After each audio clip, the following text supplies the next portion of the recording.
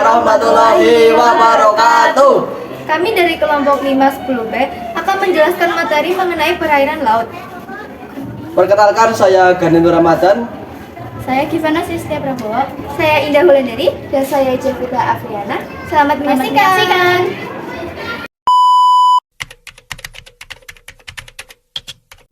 Perairan laut adalah bagian bumi yang mengandung air dengan salinitas kadar garam tinggi. Perairan laut meliputi laut, teluk, selat, dan samudra. Air yang berasal dari laut atau samudra yang memiliki kadar garam rata-rata 3,5%. Beberapa contoh laut.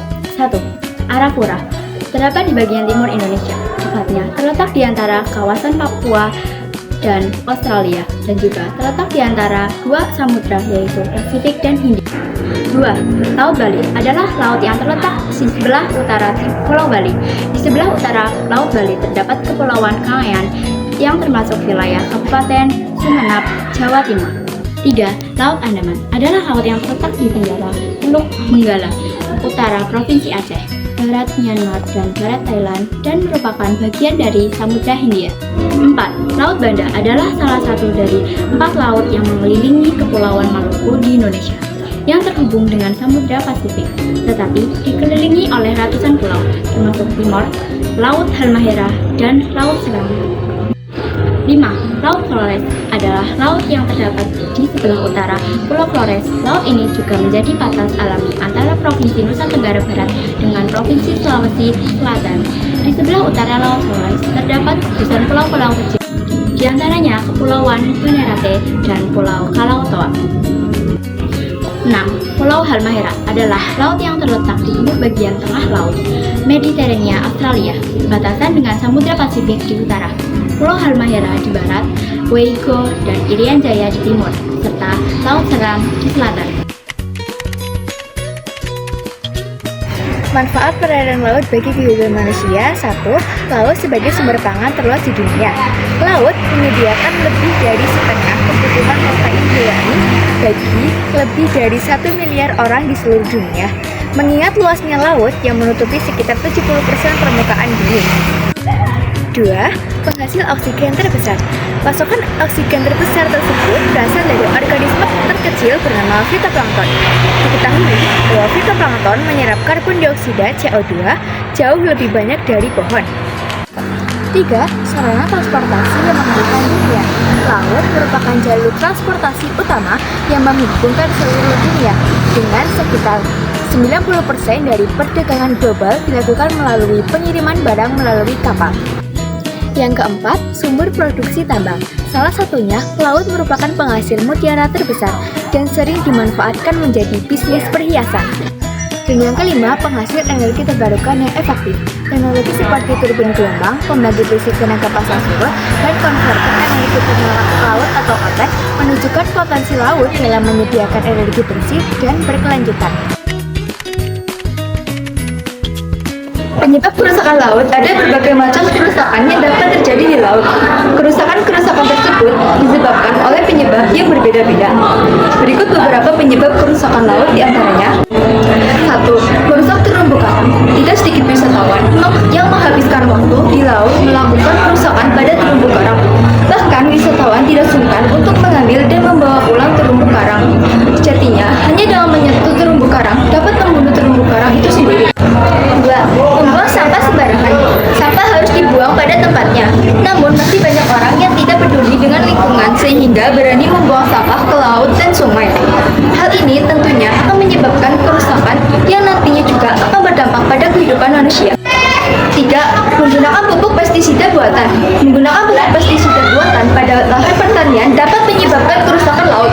Walaupun jarak antara lautan dengan lahan pertanian cukup jauh, tetapi residu kimia dari pupuk pestisida buatan dapat sampai ke laut melalui aliran air hujan yang berasal dari lahan pertanian. Yang keempat, penggunaan air secara boros. Semakin banyak air yang digunakan, maka akan semakin banyak limbah air yang dihasilkan.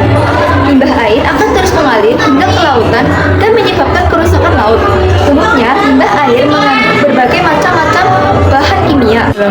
Yang kelima, penambangan pasir dan pembangunan pemukiman. Penambangan yang dilakukan di laut, baik penambangan pada pasir atau batuan, merupakan tindakan yang merusak laut.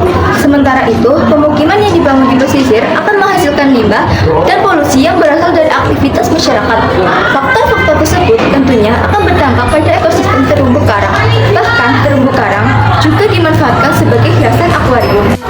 Yang keenam, penggunaan racun cyanida dan bahan peledak saat menangkap ikan. Tidak sedikit orang yang menangkap ikan dengan menggunakan racun cyanida dan bahan peledak atau bom. Penangkapan ikan dengan cara tersebut tentunya akan berdampak buruk pada terumbu karang. Tidak hanya membunuh ikan, racun cyanida dan bom juga akan mematikan biota invertebrata yang tidak bercabang lainnya. Yang ketujuh, penggunaan hutan. Penggunaan hutan merupakan kerusakan yang dilakukan di daratan dan akan berdampak hingga ke lautan.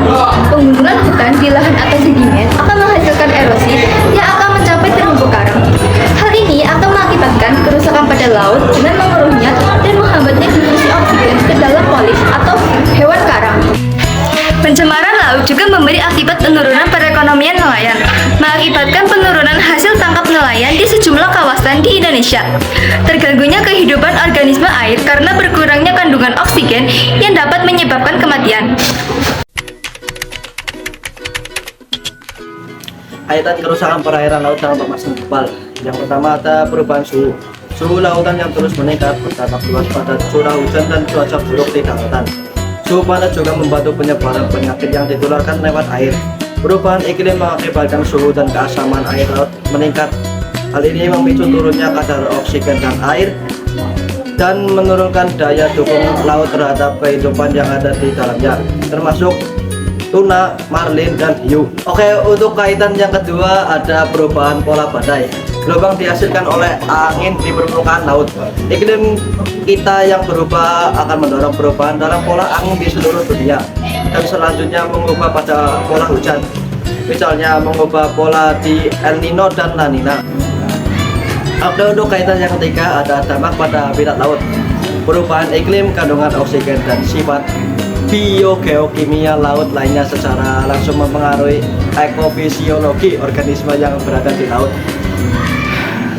Studi juga menunjukkan bahwa respon biologi yang paling menonjol adalah perubahan distribusi fenologi, dan produktivitas penelitian juga menyatakan bahwa saat ini kehidupan biodata laut terancam akibat minimnya oksigen di lautan.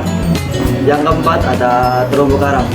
Museum Nasional Sejarah Alam Washington, Amerika Serikat, Nancy Knowlton mengatakan wilayah laut yang luas memang berpotensi sebagai penyerap karbon atau yang disebut karbon sink yang besar.